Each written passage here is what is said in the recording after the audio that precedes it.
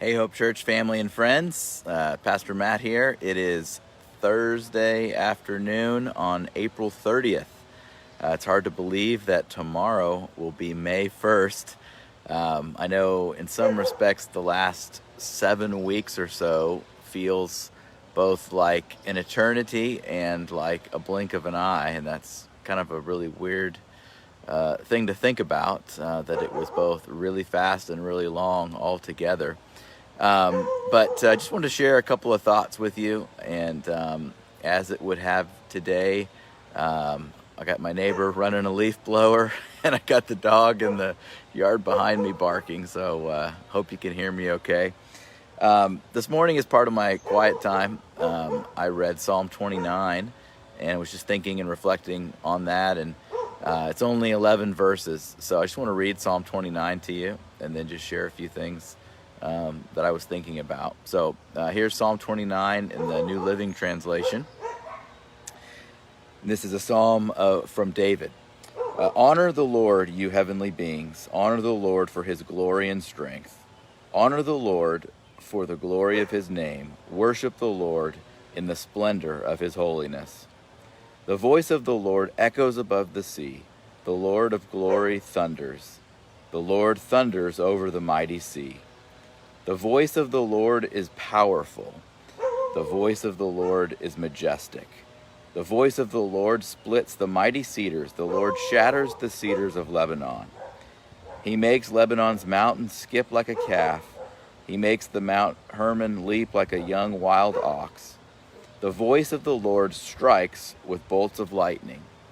The voice of the Lord makes the barren wilderness quake. The Lord shakes the wilderness of Kadesh. The voice of the Lord twists mighty oaks and strips the forest bare. In his temple everyone shouts, "Glory." The Lord rules over the floodwaters. The Lord reigns as king forever. And then verse 11 finishes up with, "The Lord gives his people strength. The Lord blesses them with peace." And as I read that this morning and I was thinking about it, it just was a really good reminder to me that whatever my current problems or crisis or however overwhelming things might seem in the moment and really be maybe not that great, regardless of what I'm going through, though, that doesn't change God. That doesn't change how big he is, how so much greater he is than any of the problems or crisis that I have here in my own life. And it's really comforting to just be reminded of how big he is, and just listening to the things that his voice does was incredibly encouraging to me. And the other thing, that last part, verse 11, the Lord gives his people strength. The Lord blesses them with peace.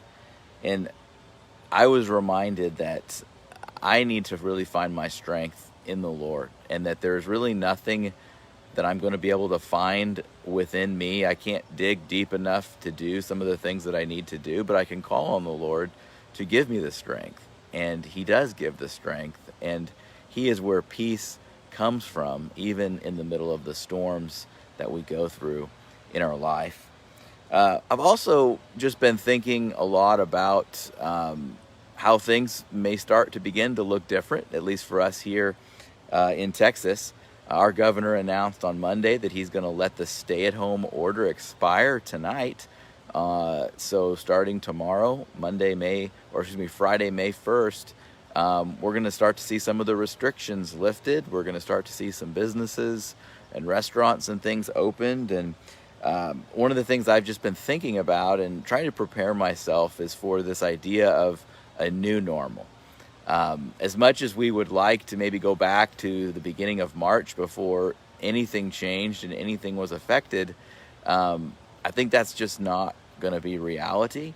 In fact, the governor's plans were rolling things out in phases.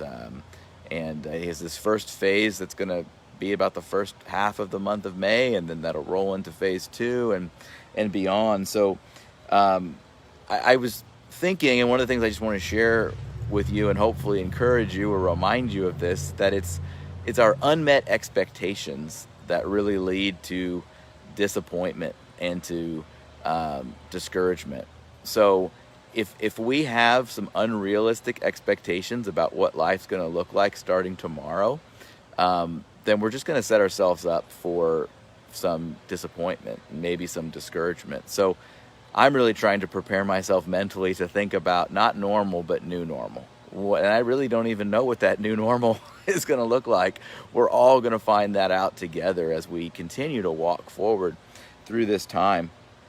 But I am going to expect things to be different, not to be just like they were on March 1st. And I mentioned on Tuesday in my Facebook Live that the staff and I have really been working hard to work on some plans and some strategy and what things will look like for us as a church as we think about gathering together again as we move forward. And I just want you to know that as of today, we're not ready to set a date yet that we're going to have our first in-person gathering, whether at the church building or in smaller groups. We're not ready to set those dates yet.